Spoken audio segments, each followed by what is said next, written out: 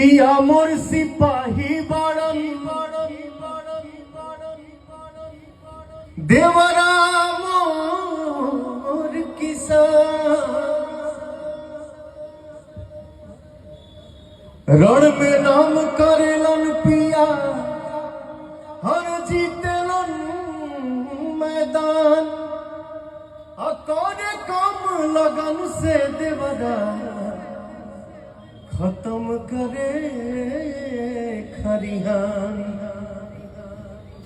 बचपन में हम एक गाना गा रही जब हम 9 साल के रहली। आज हमके वो गाना याद आ गई ना। कौन है बन दुखिया हरवा, कौन है बन दुखिया हरवा, छेला जवान रे पियावा सिपहिया मोरा देवरा किसान रे। तो हम यही कहेंगे सुशील भैया, आपको पैर छू के प्रणाम। आपने अपने छोटे भाई को याद किया कि भाई मेरा आज यहाँ आएगा, दिखेगा, मैं खड़ा हूँ, ये मेरा सौभाग्य है सर। मैं आज बहुत खुश हूँ। बहुत बहुत धन्यवाद, बहुत बहुत धन्यवाद। Thank you so much.